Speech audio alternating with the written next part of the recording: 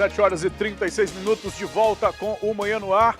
Estamos ao vivo aqui pela TV A Crítica, pela internet também por meio do A Crítica Play. Eu lembro o canal de interação que você tem com a gente, 992912167. Você fala direto com a nossa equipe de produção e participa com a gente, tá?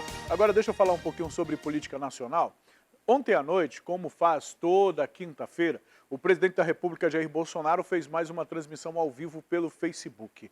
Nessa live, ele estava acompanhado pelo ministro da Pesca, o Jorge Seife Júnior. Entre outros assuntos, o presidente ele comentou sobre o Enem, sobre o Pacto Federativo. Nós falamos ontem sobre o Pacto Federativo, que pode extinguir alguns municípios brasileiros com menos de 5 mil habitantes, né? E agora a gente confere um pouco da fala do presidente. Há um certo desencontro entre o tempo do vídeo, o tempo da imagem e o tempo da fala, do áudio, mas vai dar para a gente entender. Vamos acompanhar. À direita aqui o Netuno. Você não morreu ainda não, cara? Não. As manchas de óleo do mar, você desvia delas? Eu sou inteligente igual peixe, eu saio fora. Mas vamos lá. Ele falou isso a semana passada, né? E houve uma série de críticas em cima dele. O pessoal zoou dele, que o peixe é inteligente. Pessoal, uma mancha de óleo no mar, de alguns quilômetros. Imagine se o peixe não desviasse. Estaria matando o peixe por 24 horas por dia e estariam chegando na praia. Não é verdade. Logicamente que alguns morrem em função da mancha. Em especial os que vivem mais na superfície, o golfinho tem que respirar. Acontece. Mas o peixe tem inteligência, mano. Afinal de contas, né?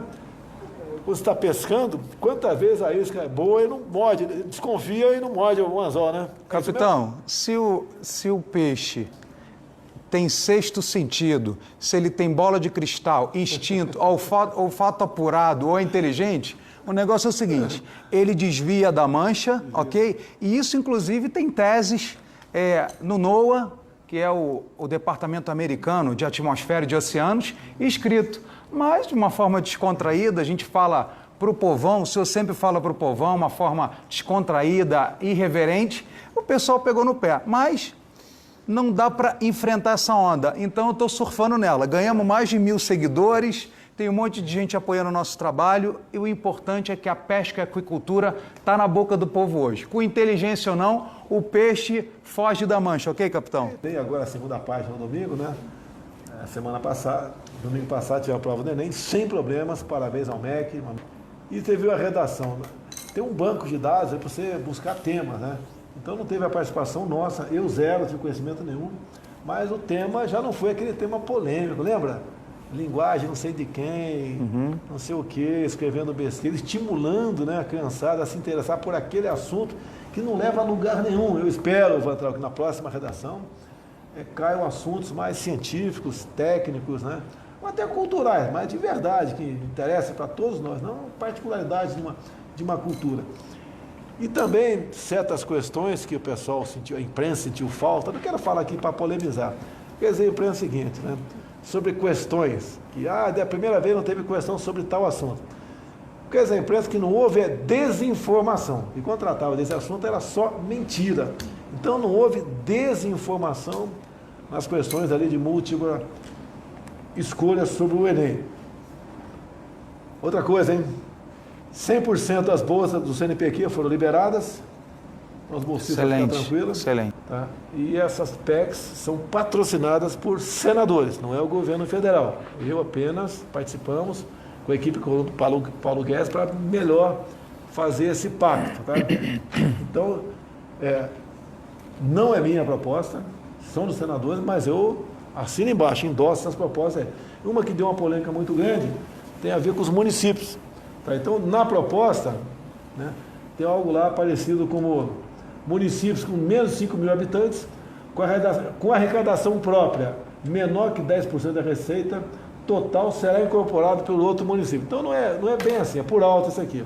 Logicamente, o Congresso vai aperfeiçoar a proposta dos senadores, da equipe econômica, mas vamos supor que o município tenha, vamos supor, né, um número bem baixo, né, não condiz com a realidade, ninguém tem menos do que isso, mas R$1 milhão de reais por ano a receita no município. Se o município não for responsável por 10% disso, 100 mil, esse município tem que deixar de existir. Essa aqui é a intenção. À direita aqui o Netuno.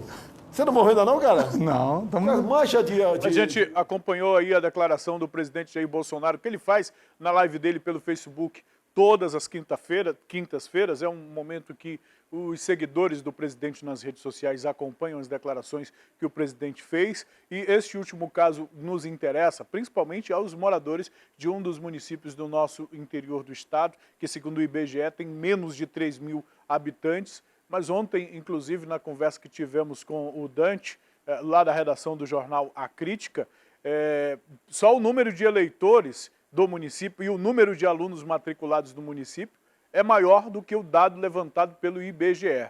E falando no Dante, chegou a hora da gente ir direto para a redação do jornal A Crítica.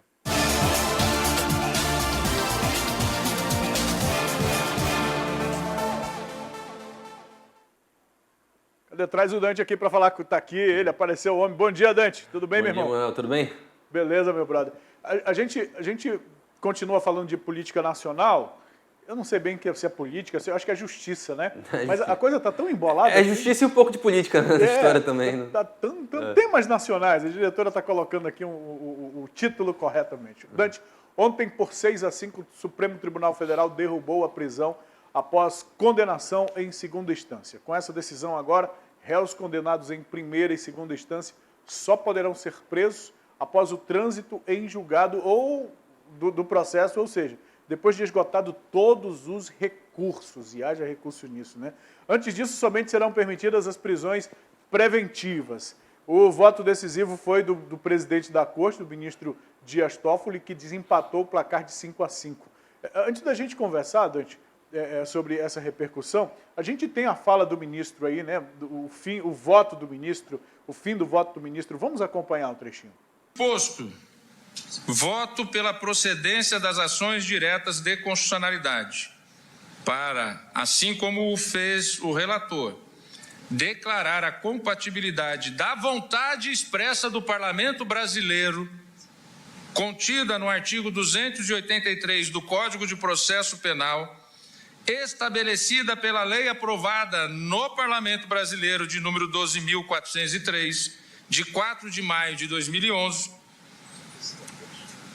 esse dispositivo é compatível com a Constituição Federal Brasileira, uma vez que não contém ele, com a devida vênia daqueles que pensam em sentido diverso, contrariedade com a deliberação realizada pelo Parlamento ao editar a Constituição de 1988.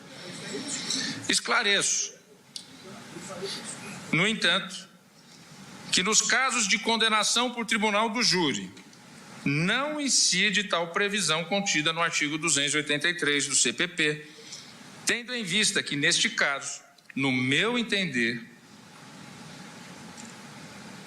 mas não estou aqui a dar interpretação conforme, porque, como já havia dito antes, penso que não é o caso. O caso é de analisar a compatibilidade do 283 com a Constituição, entendo ele compatível. Mas entendo que a previsão contida nele, tendo em vista que no Tribunal do Júri aplica-se diretamente a soberania dos veredictos, disposição expressa na linha C do inciso 38 do artigo 5º da Constituição, de forma que, no meu entendimento, nestes casos, a execução deve ser imediata, sem sequer o julgamento em segunda instância de eventual apelação. Além disso, destaco que, no meu entender, e penso que também o fez o relator neste ponto, com o seu conteúdo, que a decisão que ora profere esta Corte não impede a análise pelas instâncias competentes, nos casos hoje pendentes e nos casos a virem a ser analisados, de decretar, eventualmente, a prisão preventiva cautelar, quando presentes os requisitos do artigo 312 do CPP. Análise que pode ser feita em qualquer instância ou fase do processo, e aí sempre cabendo, como a própria Constituição, eu li o inciso, eventualmente um HC, se for sem fundamento, como estamos a julgar no dia a dia, nas turmas. É como voto. o voto que já era esperado. Aliás, o que é esperado do advogado, né? O advogado vai sempre querer as possibilidades de recorrer, não é não, Dante? Sim, a gente comentou bastante sobre esse assunto ontem, né, Manuel? Deixamos claro aí, já antecipando tudo que estava colocado, que esse voto do Dias Toffoli seria decisivo, como foi, né? A ministra Carmen Lúcia votou como esperado, votou a favor da prisão em segunda instância, e a partir daí Gilmar Mendes, Celso de Mello, que fez um voto bem extenso, inclusive, e Dias Toffoli optaram pelo contrário, né? Decidiram pelo veto à prisão em segunda instância. E esse voto do Dias Toffoli ele é muito curioso, porque ele em todo momento ele parece ter uma preocupação. A gente falou, né, ali na entrada aqui do quadro sobre essa questão de ser um pouco de justiça e ser um pouco de política. Ele parecia em alguns momentos bastante preocupado com essa repercussão política que esse voto teria, né, porque tem o caso do ex-presidente Lula diretamente envolvido nessa questão. Ainda no voto de Gilmar Mendes, quando Gilmar Mendes estava se posicionando, ainda era o segundo voto do dia, ele interpelou ali, fez uma parte ali, como a gente fala, se fosse uma questão de parlamento, comentou ali que, lembrando que o próprio Ministério Público Federal já havia se posicionado a favor da liberação do ex-presidente Lula. Então, se fosse o caso o julgamento caminhasse da maneira que ele caminhou, não era o STF que estava decidindo, já era inclusive um pedido do MPF. Então ele estava o tempo todo meio que preocupado com essa repercussão política, citando sempre, se atendo à questão da legislação lá de 2011, né, que permite que reforça a questão da Constituição da pessoa só ser condenada de fato quando tudo houver transitado em julgado. Então esse posicionamento não chegou a surpreender ninguém, a gente já estava esperando esse voto aí de 6-5, e agora a gente precisa atentar para os próximos passos, né? A defesa do ex-presidente Lula, inclusive, já falou que hoje deve ingressar com o pedido de soltura. Eles devem ingressar na vara de execuções penais mesmo, ali com a Justiça Carolina Lebos, que é quem está responsável pela Lava Jato hoje. Tem juristas, eu estava lendo um material do Globo antes de vir para cá, em que eles ouvem o Gustavo Badaró, que é um jurista da USP, ele comenta que na visão dele, esse pedido deve ser feito direto ao TRF4, que aí, por sua vez, comunica a vara de execuções penais. Não é assim que a defesa do Lula está entendendo essa questão, mas bora ver como é que vai ser decidido. O próprio voto, ele fala, né, que os juízes de execuções penais, em cada instância, eles podem se manifestar em relação a isso. Então, vamos ver como é que vai ficar essa soltura. Agora, que já tem assim, fatos políticos aí para caminharem ao longo disso, com certeza. Exatamente. A justiça foi até ontem à noite, agora vem muita política em cima disso. Exatamente. A gente tem a repercussão desse caso, temos a manifestação do Moro, dá para a gente colocar, para a gente acompanhar, meu diretor? O Sérgio Moro é alguém, tem uma postagem do Sérgio Moro aqui, olha, ele compartilhou a postagem do Felipe Dinelli. Acredito piamente numa comoção nacional. O STF verá uma marcha que jamais viu, uma mobilização que o mundo jamais presenciou. A esquerda vai aprender como se faz um país se mover. Mexeram naquilo que mais nos faz humanos, a justiça. Isso aqui é uma ameaça de mobilização, né? Uma ameaça de mobilização de uma forma contrária a essa decisão do Supremo agora. Nós temos também o posicionamento da OAB, a Ordem dos Advogados do Brasil, que inclusive é um dos que entrou com essa ação lá no Supremo. Ao propor a ação declaratória de constitucionalidade, hoje acolhida pelo Supremo Tribunal Federal, a Ordem dos Advogados do Brasil cumpriu seu papel legal de defender a Constituição, a ordem jurídica e o Estado Democrático de Direito. E a decisão do STF reafirma que não pode haver justiça, não pode haver democracia, se não forem relativizados ou desrespeitados, se forem relativizados ou desrespeitados os direitos fundamentais estabelecidos na Constituição. O direito de defesa e a presunção de inocência de cada cidadã e cidadão saem fortalecidos desse julgamento. É parte do que diz a nota, parte do que diz o posicionamento da Ordem dos Advogados do Brasil, viu? A gente tem... Oi, Dante. Pode continuar. A gente tem a presidente do PT também, né, a Gleisi Hoffmann, que se posicionou. Vamos lá, Silas Malafaia. Deixa aí. Vamos, Gleisi Hoffmann. Gleisi Hoffmann é a presidente do PT. STF hoje fortaleceu a democracia e a Constituição ameaçadas pelo governo de extrema-direita. Também reconheceu, depois de 1 ano e 7 meses, que Lula ficou preso ilegalmente. Isso já é a capitulação política de que o Dante fala. Até porque o STF não fez isso, né? Ele não reconheceu isso. Não fez isso. A gente precisa deixar claro. A crueldade termina aqui, diz Gleisi Hoffmann. Seguiremos lutando pela justiça, que é a anulação da sentença de Moro. A verdade vencerá. Só para aproveitar a deixa da Gleisi aí, antes da gente passar para o posicionamento do Silas Malafaia, essa questão da sentença do Sérgio Moro, ela vai ser analisada pelo Celso de Mello, que é o relator desse caso, e há uma movimentação ali, eu estava lendo a coluna do Guilherme Amado há pouco na época, já há uma movimentação de que ele deve votar pela anulação da sentença, né? Claro, isso é tudo uma especulação ainda, é tudo uma... Ele votou, inclusive, contra, né, a prisão em segunda instância, e a tendência, ele é o decano, é o mais antigo do STF, e a tendência é essa pelo que está se colocando até agora, né? Só para a gente aproveitar esse gancho aí, que ainda tem muita coisa para acontecer.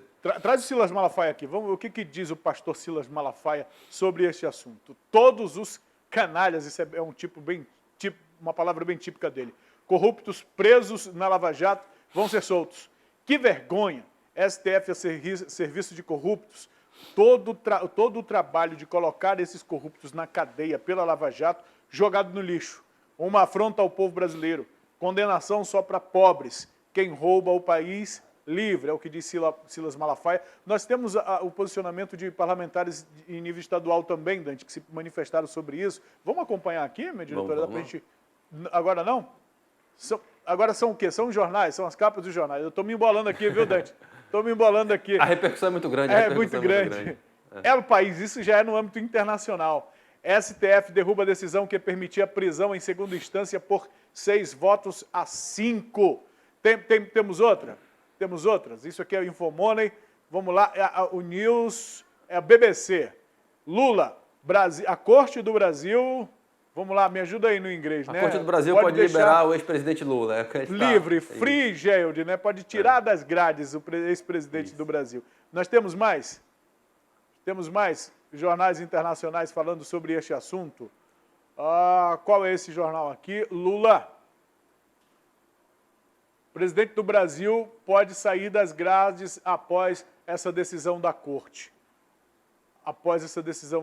E por falar nisso, né, o Dante até adiantou isso para a gente, a defesa do Lula vai reunir com ele hoje e já promete se manifestar sobre este caso hoje ainda. A namorada, inclusive, do ex-presidente já se manifestou no Twitter dizendo que hoje irá buscá-lo lá em Curitiba. Tem uma movimentação, inclusive, já é uma movimentação de como o ex-presidente vai se posicionar, vai se manifestar assim que ele sair. Ele deve pelo que está sendo colocado aí pelas pessoas ligadas a ele, né, na mídia nacional, ele deve se posicionar, deve ir ao encontro daquelas pessoas que estão em vigília desde a prisão dele, lá em abril do ano passado, que estão em vigília lá na frente lá da Polícia Federal no Paraná.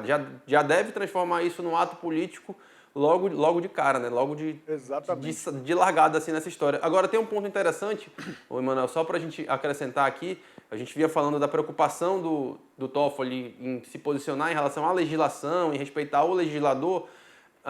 O presidente da Câmara, o Rodrigo Maia, já se manifestou em relação a isso, porque há propostas de emenda constitucional lá no Congresso, falando, justamente propondo a regulamentação da prisão em segunda instância.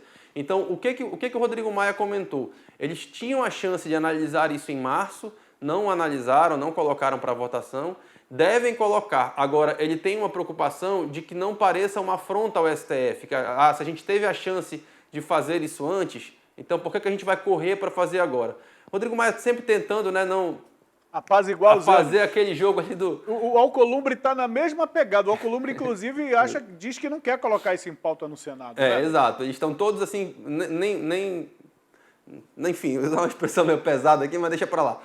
Eles estão assim, querendo não desagradar ninguém, né? Então, assim, a gente já disse que isso vai ser analisado, mas com calma, sem pressa, né, para que não desagrade. Agora, a bancada ali, a gente tem uma bancada muito forte, né, conhecida como lavajatistas ali no Congresso, uma bancada bem forte e que tem muita pressão social, né, que consegue reunir muita Mobilizar. gente, fazendo pressão para isso ser colocado. Agora, Então, Dante, no âmbito social, mesmo quem não entra nessa guerra aí de direita e de esquerda, tem muita gente que é contra a corrupção e que viu nessas prisões aí uma possibilidade realmente de combate à corrupção. Eu sei que é um tema complicado. Acompanhando esses votos, por exemplo, a gente vê contradições no voto deles mesmos. Por exemplo, Gilmar Mendes disse que mudou de opinião por conta da decisão de alguns juízes, que passaram a decretar a prisão logo depois da condenação, como se fosse regra. ele e aí, falou que por criou isso, uma regra, né? Criou uma coisa que não era Exatamente. para ser assim, né? E aí ele usa isso como justificativa para ir contra a prisão em segunda instância. O Dias Toffoli, que também é contra a prisão em segunda instância, vem o contrário. Ele vem, nós ouvimos ele falar isso aqui, né? Fala com os termos jurídicos, mas ele disse isso aqui, utiliza até os códigos lá, que o juiz tem sim autonomia para determinar a prisão logo após a condenação. Então, são pareceres diferentes de dois ministros que votam da mesma forma sobre o mesmo assunto. E aí, Dante, para você e meu caro amigo telespectador, quem sou eu para julgar uma coisa que os supremos da justiça do nosso país, os nossos supremos, já julgaram de forma dividida? O fato é, meus amigos, que na prática nós temos uma população carcerária de mais de 830 mil presos, é quase 1 milhão de presos. Os beneficiados diretamente, neste momento, que inclui o presidente Lula, é uma pequena parcela. Sim. Cerca de 5 mil, né, 5 mil. Dante? Isso, 4.895, se não me Cerca engano. de 5 mil. Mas dentro desses 5 mil, dentro dessa pequena parcela, está um número de corrupção, um número de valores desviados, de processos que envolvem o desvio de recursos, que os outros 830 mil não abarcam. Então, é uma decisão que interfere diretamente na percepção da população em relação ao que é a corrupção. E essa ausência do Congresso em legislar sobre isso, porque o que os ministros estão fazendo é seguir o que está na lei. Exato. E lá na lei, no texto da lei, não está dizendo que o cara tem que ser preso ou pode ser preso. E se não está, não é constitucional. Pelo menos é o que a gente... É a grande discussão entre os ministros, né, Dante? É isso que eles analisam, né? É isso que ficou claro. É a questão da interpretação da lei, mas a lei é muito clara ao falar que a pessoa só é condenada após o trânsito em julgado. Então, nada foi feito pelos legisladores, nada foi feito pelo Congresso Nacional nos últimos anos que crave isso, que impeça que por exemplo, não tem uma lei dizendo que essa camisa tem que ser amarela. Se o cara entrar de camisa azul, não tem discussão. Né? É muito claro, é muito simples, é uma vontade de você querer fazer as coisas. Agora, por que não fizeram? Porque a gente sabe que é muito caro você recorrer a um STF, a um STJ. E quem é que pode fazer isso? É quem tem condição. Quem tem condição. O preso lá, o cara que está preso lá há não sei quantos anos, porque, sei lá, não estou dizendo que é menos crime, ou mais crime, é só para a gente deixar bem claro. O cara que roubou R$100 da venda da vizinha, que roubou R$1.000 da venda da vizinha, ele vai ter a condição de recorrer ao STF, ao STJ... Não vai. Não vai. Ele não vai. Ele não vai, a gente sabe disso. Principalmente, Dante, e aí entra a coisa para quem é bandido e que consegue se livrar fácil. A partir dessa decisão, se o cara fugir do flagrante, ele corre o risco de responder o processo aí fora da cadeia, sem ir para trás das grades nenhum dia se ele fugir do flagrante. Agora, se ele é preso em flagrante, não. Talvez ele tenha que arcar ali com a fiança, com um advogado para entrar com habeas corpus, alguma coisa. Mas se ele fugir do flagrante, corre o risco de ele ser condenado na primeira instância e o juiz não decretar a prisão dele por entender que, a partir dessa decisão do Supremo, o juiz pode entender que ele pode ficar fora, e aí, aqui no estado do Amazonas, é condenado no fórum. Aí o juiz, não vai preso não, deixa ele recorrer. Aí no Tribunal de Justiça os desembargadores condenam. Não, vai para o Superior Tribunal de Justiça. Vai esperar... É uma coisa que sinceramente, Dani, até para a gente falar é complicado. E a gente tem falado sobre isso, a gente comentou ontem, né, sobre essa questão do trâmite processual.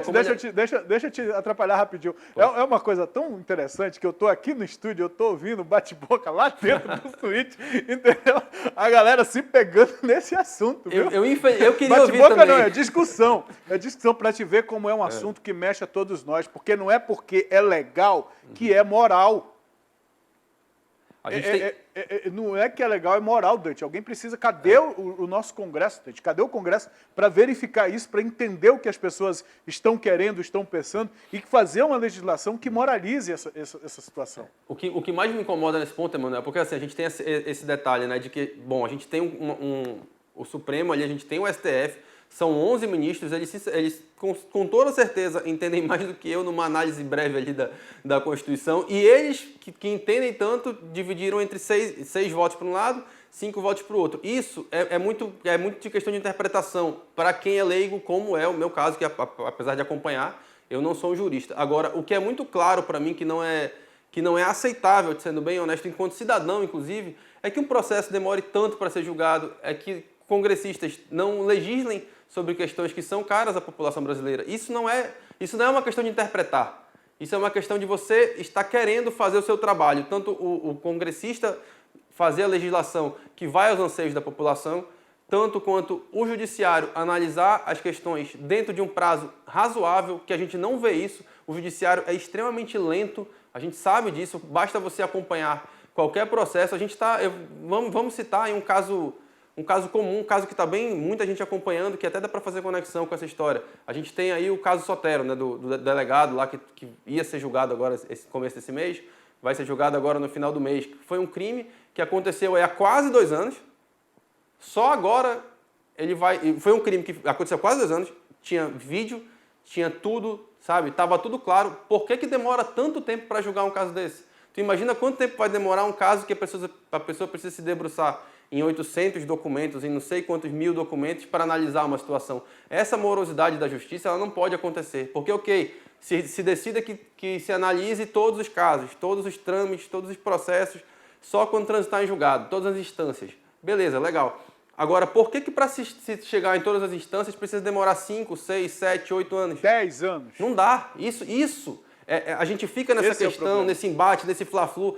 Porque estão querendo liberar o Lula, porque estão querendo liberar fulano. Essa não é a questão. Tem algo muito maior que isso. Exatamente. Porque se a gente ficar se atendo a esse ponto, isso vai continuar se repetindo, isso vai ser uma coisa regra e nada vai mudar. E Dante, eu compartilho com você essa preocupação. Do outro lado, a gente precisa considerar também que os direitos individuais precisam ser mantidos, sim. Que o cidadão precisa ter a possibilidade de recorrer enquanto ele puder. E isso é fundamental. O direito de que alguém, o que a Constituição está dizendo lá, não tem nada errado lá, não. Alguém só será considerado culpado depois do trânsito julgado. Culpado. Isso não quer dizer que o cara não possa ir preso, até porque os próprios ministros, no voto deles, dizem lá que o juiz tem autonomia para dizer, de acordo com o código lá, 300 e alguma coisa, 313, 312, alguma coisa assim, 312, ordem pública, né, perturbação à ordem pública, a ausência da pessoa em cumprir a pena, a possibilidade de ausência, ou qualquer... Enfim, o cara pode ter a prisão preventiva decretada pelo juiz. Ou seja, existe a possibilidade de prisão. O que a gente quer é que o legislador, que o legislativo, faça o trabalho dele e não passe essa responsabilidade para o Congresso, considerando todos os lados. A pressão social em relação ao combate à corrupção, os direitos fundamentais de cada um de nós cidadãos, porque amanhã pode ser cada um de nós e o direito para um tem que ser para todos, viu? E tem que discutir, por mais difícil que seja. Exatamente. Dante, a gente não tem mais tempo, mano. Eu estava imaginando. Obrigado pela tua participação. É um assunto que tem pano para manga. E olha que ninguém aqui tem direito, né? Ninguém é jurista aqui. Bom fim de semana para ti e para todo mundo aí. Bom fim de semana também, meu irmão. Até segunda-feira. Valeu, tchau, tchau. Vamos mudar de assunto aqui. Olha essa história, a história que a gente está trazendo desde o início do programa. Um assunto igualmente sério. Uma aluna da Escola Estadual Vasco Vasques, que fica lá no bairro Jorge Teixeira, foi impedida de assistir às aulas. O motivo, ela precisou levar a filha, uma bebê de colo, para a sala de aula. E aí não pôde assistir. Traz o Leão Furtado. É a May Chapiama? Traz a May Chapiama. Esse é o vídeo que a gente mostrou lá no início. May, a gente está comentando esse caso desde o início do programa.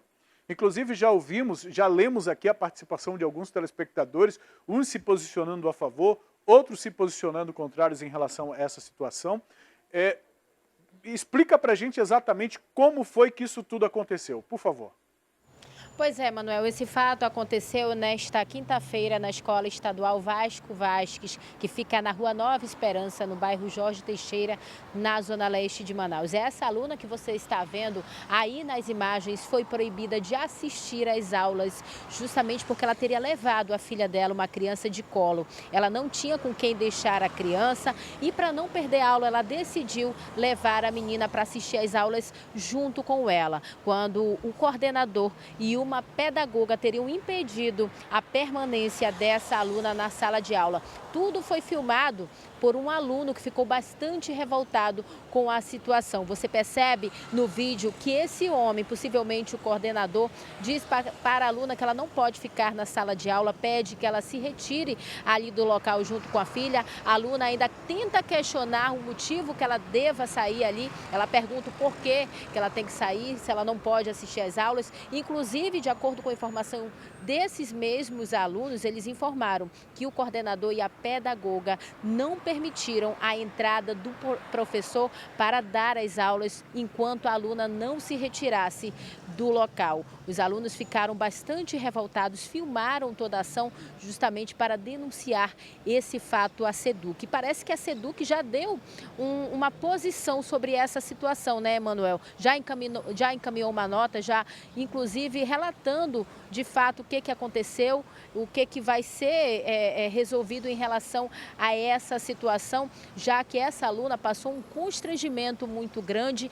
O coordenador ainda chegou a dizer para ela que não era permitido ela ficar com a filha dentro da sala de aula, porque ela estaria pondo a filha em risco, né? Que ela estaria ali colocando a filha em perigo. A gente não sabe o que ele quis dizer com isso, se a escola realmente não tem segurança, mas ele passou isso para a aluna, que inclusive o conselho tutelar poderia tomar a guarda dessa criança da mãe dela. Emanuel? Quanta ameaça, né, May? Quantas ameaças, enfim. Obrigado, May, pelas informações. Eu imagino que você deve estar indignada como mãe de filhos também, de crianças. Eu não sei se você precisou em algum momento levar algum filho para a sala de aula, mas eu imagino que para uma mulher deve ser algo complicado de assistir. Obrigado pelas informações que você traz para a gente. Eu tenho aqui a nota da SEDUC, a Secretaria de Estado de Educação, informa que tomou conhecimento do ocorrido e vai acionar a equipe pedagógica para tomar as devidas providências. E a SEDUC afirma o seguinte: não existe determinação para que seja negado o acesso à educação a qualquer estudante da rede pública estadual, seja ela mãe ou não. A nota diz o seguinte, que a atitude não condiz com a boa prática pedagógica estimulada pela Secretaria para evitar a evasão dos estudantes. Segue ainda a SEDUC, ressaltando ainda que, junto à gestão da escola, vai apurar o ocorrido para buscar uma solução com o intuito de garantir a presença da aluna em sala de aula, porque é isso que interessa a todos nós, é isso que interessa a essa jovem, a permanência na sala de aula. Que essa é a situação ideal e adequada? Não. Nesse ponto eu concordo, inclusive, com as pessoas que discordaram aqui, até esqueci o nome deles, o Paulo Freire e o outro rapaz também que discordou. Não é a situação ideal. Inclusive para essa mãe estudar, inclusive para ela estudar. É complicado estudar com uma criança de colo na sala de aula, prestar atenção. É muito complicado, mas ela precisa ter essa oportunidade. O Estado precisa garantir essa oportunidade. A equipe pedagógica precisa, os colegas precisam entender que ela também merece essa oportunidade. E não é só eu que estou dizendo isso, não. Temos mais interação aqui, a participação do nosso telespectador falando sobre isso, e a pessoa diz o seguinte: um absurdo isso, a mãe não poder estudar porque está com a sua filha. Agora, cheirar pó e fumar maconha dentro da sala de aula, isso pode e ninguém toma providência. E é verdade, infelizmente. Levar o filho para a escola não pode, mas levar o filho para ficar pedindo dinheiro nas esquinas, na Avenida Boulevard, até 10 da noite, isso pode. Não consigo entender esses governantes. Cadê o conselho tutelar dessa cidade que não vê isso? É o João Bosco que está falando. Infelizmente não é só no Boulevard não, viu, João Bosco? Levar arma para a escola pode, agora levar uma criança aluna e até expulsa da sala, vamos respeitar, né? E como é isso? Que risco existe para uma criança dentro da sala de aula? Eu não entendi, sinceramente. Bom dia, isso é uma falta de respeito com essa moça. Ela só quer assistir a aula dela, só uma mãe com uma criança na sala. Não 3 ou 4. É o Júnior lá do Tarumã que está falando isso, viu? É o Júnior do Tarumã. Bom dia, Manuel. Eu acho que a SEDUC poderia disponibilizar uma sala para as crianças com cuidadores. Assim as mães iriam continuar seus estudos tranquilas, sabendo que seus filhos estariam seguros. É a Sabrina, lá do Coroado. Sim, eu também acredito que a equipe pedagógica poderia pensar num atendimento especializado e particular a partir de um cadastro socioeconômico da realidade dos alunos e das estudantes, sobretudo aquelas em situação de vulnerabilidade e que já são mãe, porque é uma realidade, é um problema social que nós vivemos na nossa cidade. Eu concordo com a interação, com a participação de todos vocês e agradeço aqui a participação, a opinião dos nossos telespectadores. Por este número, nós estamos à disposição, inclusive, assim como estivemos para a SEDUC, que se manifestou por meio de nota, para esse coordenador pedagógico que aparece nas imagens, estamos à disposição da direção desta escola. É importante, é uma questão de justiça que as pessoas tenham a possibilidade de falar o lado delas também. A gente está mostrando aqui o lado da estudante, já mostramos da SEDUC, essas pessoas também que aparecem no vídeo, o próprio coordenador, se quiser mandar interação, ligar para a gente aqui, manda mensagem, fala com a gente, está aí o nosso telefone, você tem canal aberto para falar com a nossa equipe de produção, tá bom? 8h12 agora, vamos fazer um intervalo? Preciso tomar uma águazinha, viu? Mas daqui a pouco tem informação boa para os nascidos em abril e maio. Você já pode fazer o saque imediato do Fundo de Garantia por Tempo de Serviço, o FGTS, viu? E no roteiro do dia de hoje a gente traz opções de lazer lá na área do Tarumã, aqui na capital. Assiste aí um trechinho da reportagem comigo. Quem nunca procurou um refúgio para passar o fim de semana ou feriado e fugir da correria do dia a dia? Hoje vamos dar dicas para você que quer ter um momento de lazer sem ir muito longe.